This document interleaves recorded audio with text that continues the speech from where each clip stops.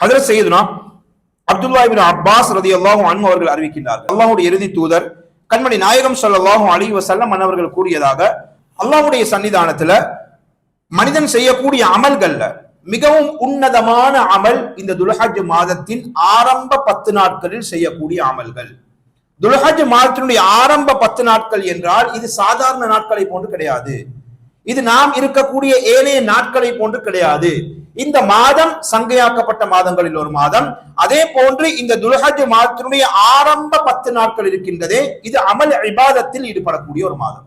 அதிகமாக நாங்கள் அல்லாஹ்வை ஜிக்ர் செய்யக்கூடிய, தஸ்பீஹாத்துகள் மொழியக்கூடிய மாதம். அதிகமாக அல் குர்ஆன் திலாவத் செய்யப்படக்கூடிய மாதம். இரவு நேரங்களில் இபாதத்துக்கள் செய்யப்படக்கூடிய ஒரு மாதம் இந்த நாட்கள் என்பது ஆரம்ப 10 நாட்கள். இன்னும் ஒரு ரிவாயத்தில் அறிவிக்கப்பட்டுள்ளது, வல் அமலு ஃபீஹின்ன யுதாஃபு 700 ضعف. இந்த ஆரம்ப 10 நாட்கள், துல்ஹஜ் மாதத்தினுடைய ஆரம்ப 10 நாட்கள் செய்யக்கூடிய அமல்கள் இருக்கின்றதே, இதற்கு அல்லாஹ் தஆலா 700 மடங்கு நன்மைகளை வழங்கி வருகின்றான். 700 டைம்ஸ். எந்த அமல் என்று குறிப்பிடப்படவில்லை.